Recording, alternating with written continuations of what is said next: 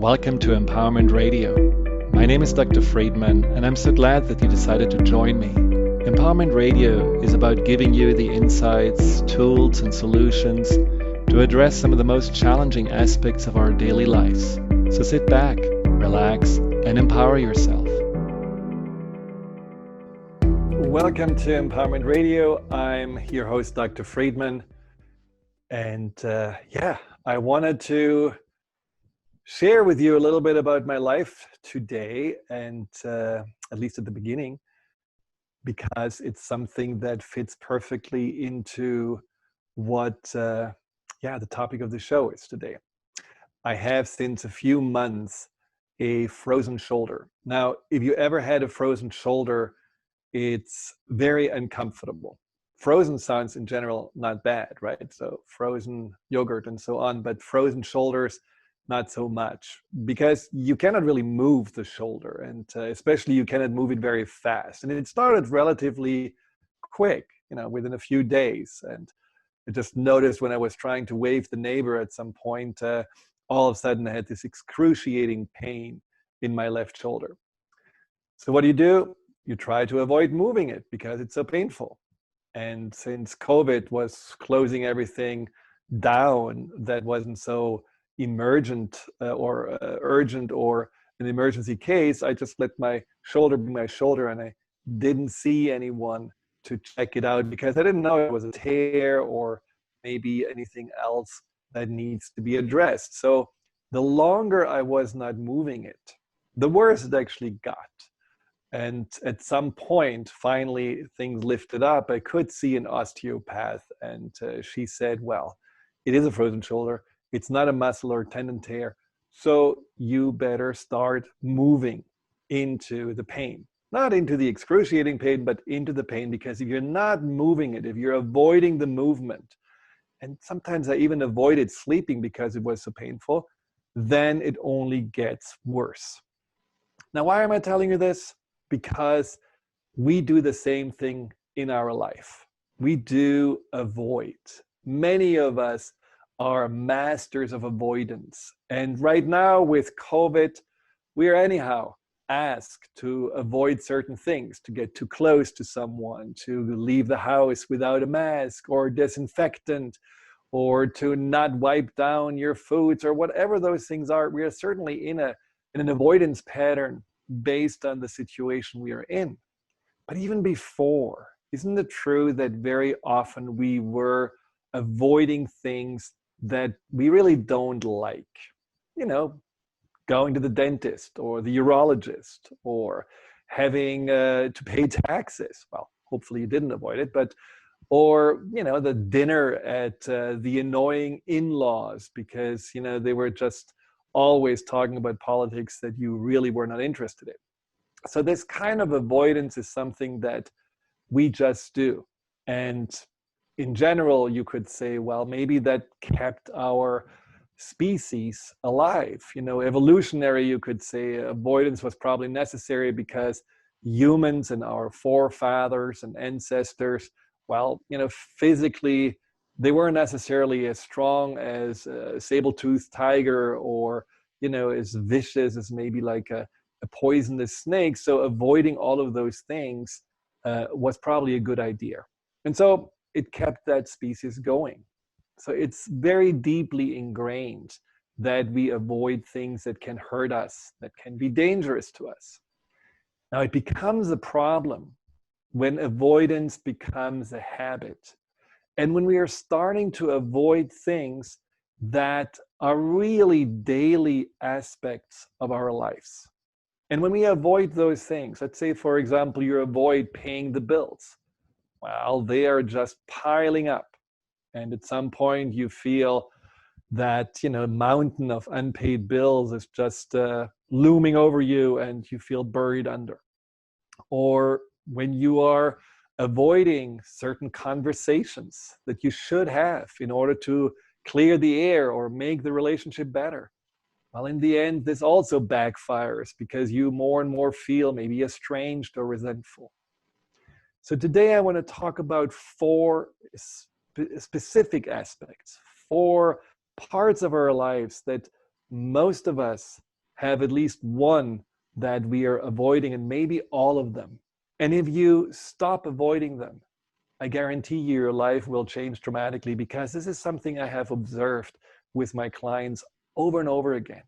You know, I'm doing this for almost 20 years, but it became really so much more clear in the last few years how this avoidance pattern is one of the greatest blocks, the greatest challenges when it comes to not only overcoming anxiety and fear, but also when it comes to creating more confidence and a greater sense of happiness in our lives.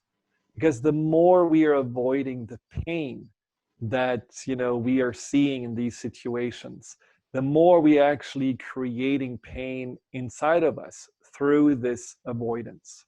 And the four aspects I want to focus on today are the avoidance of change, which is the fear of change certainly behind that. Then there is the avoidance of conflict. Now, raise your hand if you have been avoiding conflict for a long time. Then the avoidance of emotions, which I think so many really would not even realize how they're doing it. There is a specific reason behind that. But if you keep on avoiding your emotions, what happens is that these emotions, similar to the stack of bills, just pile up. And at some point, you will feel this emotional explosion, often that comes out as a heavy depression or a panic attack. And the last avoidance is the avoidance of self, where you simply are not facing yourself, not paying attention to yourself, and not only to the emotions, but other aspects, and feel actually when you're by yourself somehow being with a stranger. And that is an avoidance that I feel right now a lot of people during COVID and this whole self-isolation couldn't avoid anymore.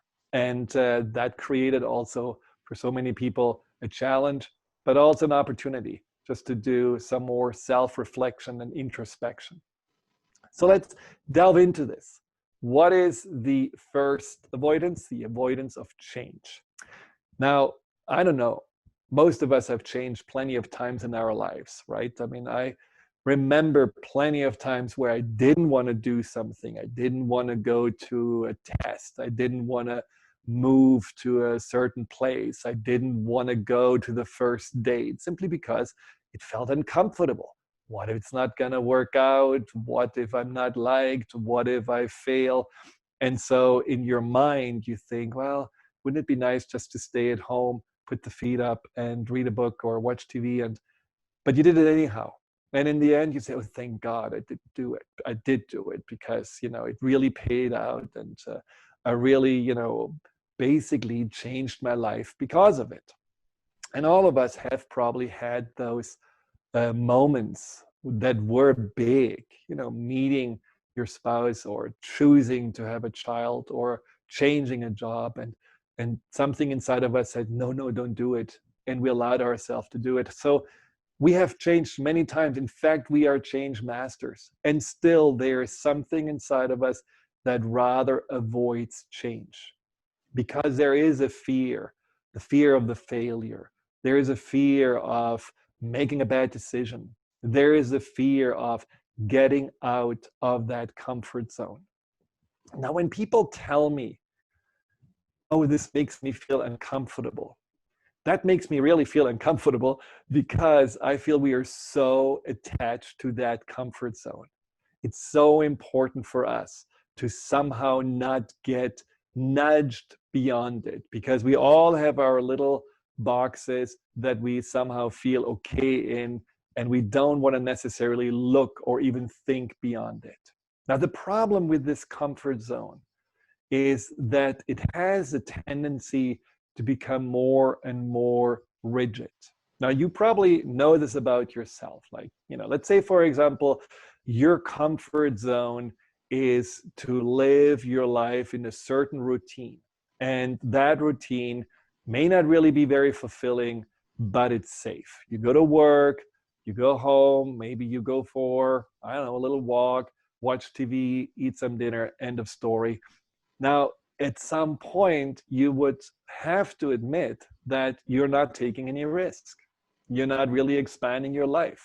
You're not really wanting to mix it up. And so life is becoming more and more something that's getting away from you as you are making your life more and more about avoidance. Avoidance to see other people, to have new experience, to maybe even travel.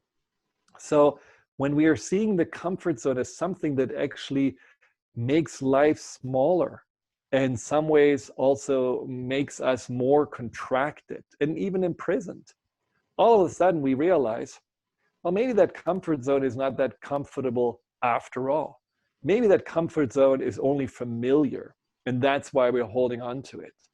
That just like a plant that in order to grow needs a bigger pot, if we want to grow, we need to allow ourselves to have a bigger pot. We need to allow ourselves to push this comfort zone a little bit, to go a little bit beyond it. And we can always come back, but just venturing out of it and realizing, oh, it's actually safe.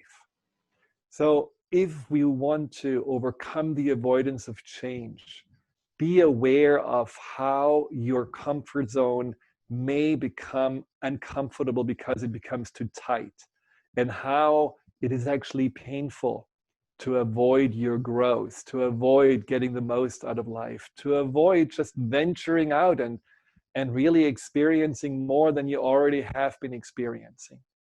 This is the away from motivation, realizing that being in that avoidance of change causes you more pain than probably the pain of having a disappointment, or the pain of making a decision that later on you say, well, it wasn't the best decision, but at least you tried. And then think about what is possible. Most of us stop dreaming at some point. We don't really think about what else do we want? What's in our heart's desire? What is something that we always wanted to do, but we never did? We just give up. So let's bring back your dreams. It can be small dreams. It can be, I always wanted to learn cooking or horseback riding, or I always wanted to visit that town. It sounded so great when I read about it. Just allow yourself to have those small dreams fulfilled. Also mix it up. Your comfort zone can be very rigid, so just taking a different way home from work, or instead of a black shirt, wearing a red shirt, or maybe listening to a different kind of music, or just trying a new diet. I mean, not diet to lose weight, but just a way to eat for a while. Just trying out something new will actually give you the confidence to realize that change is not something to be afraid of, but change is something to embrace and enjoy. After all, change in life is inevitable, but how we change, that is up to us. When we'll come back, we'll talk about other avoidance patterns, the next one being avoidance of conflict. So stay tuned. Hi, Dr. Friedemann here. Thank you for tuning into my YouTube channel. If you're interested in learning more about fear and anxiety, here you'll find guided meditations, webinars, and interviews with some of the most renowned experts in the field of empowerment. Delve into the over 230 videos and more to come every week.